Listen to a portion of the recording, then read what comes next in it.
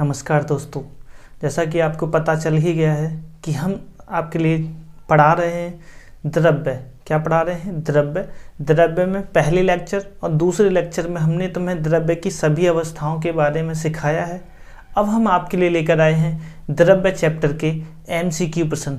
अगर आपने पहले दोनों वीडियो नहीं देखी हैं तो आप सभी लोग जाकर वीडियो को ज़रूर देखें, क्योंकि यहाँ के जो प्रश्न हैं वो आपको तभी समझ में आएंगे जब आपने ये थ्योरी पढ़ रखी हो। क्लियर है? तो चलते हैं हम क्वेश्चनों की तरफ। अगर आपने नहीं देखे हैं तो हम फिर से कह रहे हैं, पहले वीडियो को देखें, इसके बाद इन प्रश्नों को सॉल्व करें। ठीक है, चलते हैं पहले प्रश्न पर। प्रश्न क्या है? निम्न पदार्थ ऊर्ध्वपातज है। कहने का मतलब ये है कि इनमें से कौन सा पदार्थ ऊर्ध्वपातज है। अब बात आती है जो ऊर्ध्वपातज होता क्या है। तो ऐसे पदार्थ जो सीधे ठोस अवस्था से ठोस से किसमें बदल जाते हैं? गैस में। ऐसे पदार्थ जो सीधे ठोस से किसमें बदल जाते हैं? गैस में। क्या कहलाते हैं? ऊर्ध्वपातज। तो अब बात आती है कि इसमें कौन सा उदाहरण है? सल्फर, कोयला, बर्फ या नौसादर। तो इसका जो सबसे सही उदाहरण है कौन सा है? नौसादर। क्लियर है? नौसादर क्या होता है? ठोस अवस्था से सीधा गैस में परिवर्तित हो जाता है। क्लियर है? चलते हैं अगले पर। अगला क्वेश्चन ये कह रहा है दूध से दही का बनना कैसा परिवर्तन है। हमारा जो दूध है वो किस में चेंज हो गया? दही में। तो याद है लास्ट वीडियो में हमने बताया है कि दूध से क्या बना? दूध से दही। ठीक है, तो ये कौन सा परिवर्तन होगा बताओ? भौतिक परिवर्तन, रासायनिक परिवर्तन, क्षारीय परिवर्तन या अम्लीय परिवर्तन। देखो दूध है, किस में परिवर्तित हुआ? दही में। क्या अब ये दही दूध में परिवर्तित हो सकती है? नहीं। कैसा हो गया? अनुत्क्रमणीय। और जो अनुत्क्रमणीय प्रक्रम होते हैं और जो स्थायी होते हैं, ठीक है, क्या कहलाते हैं? रासायनिक परिवर्तन। कैसा परिवर्तन है? रासायनिक परिवर्तन हो जाएगा। क्लियर है? इसका जो सही आंसर होगा वो क्या होगा? रासायनिक परिवर्तन। अगला क्वेश्चन है जल में घुलनशील अशुद्धियां इसके पहला ऑप्शन है क्वथनांक को कम कर देती हैं, क्वथनांक को बढ़ा देती हैं, हिमांक को बढ़ा देती हैं, हिमांक पर कोई प्रभाव नहीं डालती। हमने बताया था, इम्पोर्टेंट है। ठीक है, ये क्वेश्चन आपके एग्जाम में, पॉलिटेक्निक के एग्जाम में पूछा हुआ क्वेश्चन है, तो ढंग से बताना है। क्या है? हमने बताया भी था, यदि कोई द्रव है, क्या है? द्रव की जगह जल ही ले रखा है, जल है, तो जल में क्या अशुद्धि घोल दी जाए। क्या घोल दी जाए इसमें? अशुद्धि घोल दी जाए। तो बताओ क्वथनांक क्या होगा? क्वथनांक क्या हो जाता है? कम, ज़्यादा। और हिमांक का क्या होगा? कम, बढ़ जाता है या कोई प्रभाव नहीं पड़ता। तो ध्यान से समझेंगे, क्वथनांक कम कर देती है, गलत है ये। क्वथनांक क्या हो जाता है? बढ़ जाता है। क्या हो जाता है इसका? क्वथनांक बढ़ जाता है। ध्यान रखना, क्वथनांक क्या हो जाता है? बढ़ जाता है। हिमांक बढ़ जाता है, गलत है। क्या बढ़ता है? क्वथनांक। हिमांक का क्या हो जाता है? हिमांक कम हो जाता है। तो कम हो जाता है, इसका मतलब ये हिमांक पर कोई प्रभाव नहीं पड़ता, ये बात भी गलत है।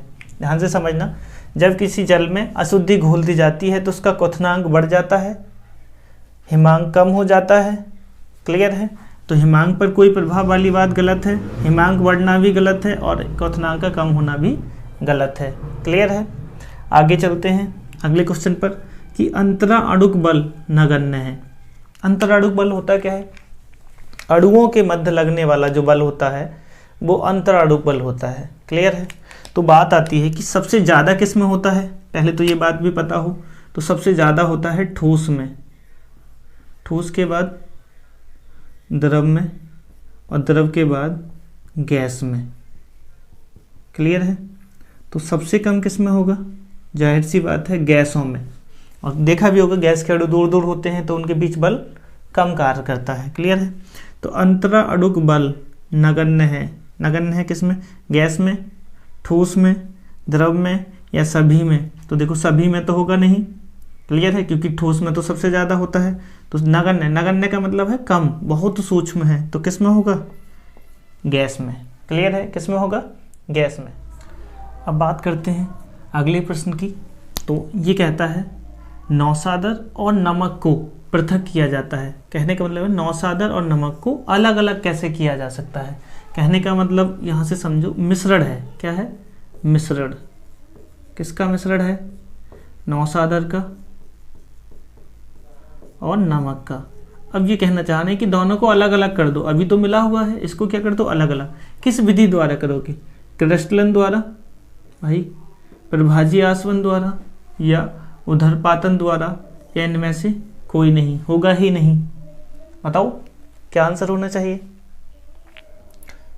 क्या होना चाहिए? हाँ, क्या है भाई? नौसादर। नौसादर में कौन सा गुण पाया जाता है? उधर्वपातज वाला। कौन सा? उधर्वपातज का। क्लियर है, तो कहीं ना कहीं आंसर क्या हो जाएगा? उधर्वपातन द्वारा। क्लियर है, समझ में आया नहीं है? नौसादर का क्या हो जाएगा? उधर्वपातन हो जाएगा, तो कहीं ना कहीं नमक ही रह जाएगा। क्लियर हुआ? आगे, निम्न में से कौन सा तत्व है? निम्न में से कौन सा तत्व है? बहुत सिंपल सा क्वेश्चन है, लेकिन ये अक्सर बच्चों पर गलत हो जाता है। तत्व क्या होते हैं? इसीलिए हमने वो थ्योरी कराई है। तत्व क्या होते हैं बताओ? तत्व वे होते हैं जिनका रासायनिक संगठन निश्चित होता है। क्या होता है? निश्चित। अब बात करें सिलिका। सिलिका, कांच, ठीक, निश्चित हो और कैसा हो? एक ही परमाणु से, एक समान परमाणु से, एक समान परमाणु से बना हो। तो भाई जाहिर सी बात है, कांच में 2 या 2 से अधिक, सिलिका में 2 या 2 से अधिक, और मैग्नीशियम में एक ही प्रकार के परमाणु होते हैं। क्लियर है, एक ही प्रकार के परमाणु होते हैं, तो कहीं ना कहीं इसका आंसर क्या हो जाएगा? तत्व कौन है? मैग्नीशियम। समझ में आ रही है बात? नहीं आ रही? क्यों? क्योंकि इसमें एक ही समान या एक समान परमाणु होते हैं, एक जैसे ही परमाणु होते हैं। क्लियर है। अगला क्वेश्चन है, भूपर्पटी में मतलब मिट्टी में सर्वाधिक मात्रा में पाया जाने वाला तत्व है।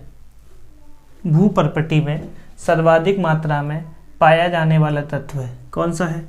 आयरन, ऑक्सीजन, मैग्नीशियम या सोडियम? काफ़ी इंपॉर्टेंट क्वेश्चन है, थोड़ा अच्छे से याद रखना ना। कौन सा? आयरन, सोडियम, मैग्नीशियम या ऑक्सीजन? बताओ। आयरन? भाई नहीं, इसका जो आंसर होगा वो होगा क्या? ऑक्सीजन। क्लियर है, याद रखना पाए जाने वाले तत्वों में, किसमें? भूपर्पटी में सर्वाधिक मात्रा में पाए जाने वाले तत्वों में सबसे ज़्यादा होता है ऑक्सीजन।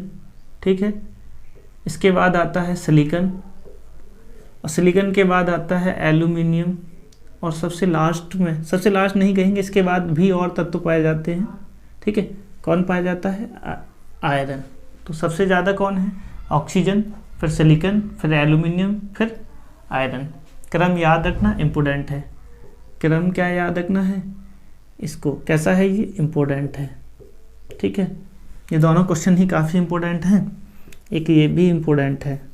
ठीक है, तो बहुत महत्वपूर्ण प्रश्न को हम करा ही रहे हैं फिर भी, लेकिन उनमें ये बहुत इम्पोर्टेंट इसलिए है क्योंकि इसमें पूछ रहा है निम्न में से कौन सा उत्फुल्ल पदार्थ है।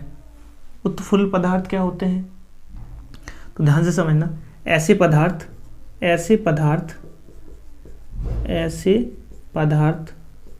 जो अपने क्रिस्टलीय जल को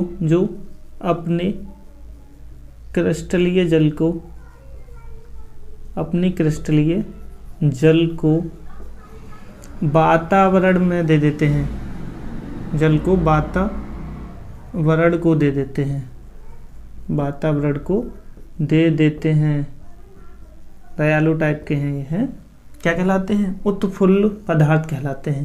तो समझो इसका उदाहरण कौन हो सकता है? MgSO4? नहीं, क्यों? क्योंकि इस पे जल है ही नहीं। ये क्या देगा? ZnSO4? ये भी नहीं होगा। NaHCO3? ये भी नहीं होगा। क्यों? क्योंकि इनके पास जल ही नहीं है, तो ये अपनी क्रिस्टलीय जल को कहाँ से देंगे? तो कौन देगा? Na2CO3.2H2। ये अपने इस अणु को, जल के इन दोनों अणुओं को क्या करता है, वातावरण को दे देता है। क्लियर है। अगला जो क्वेश्चन है ये कहता है निम्न में से तत्व है। तो बहुत इजी क्वेश्चन हो गया। कौन है तत्व? निम्न में से तत्व है, बताओ। वायु,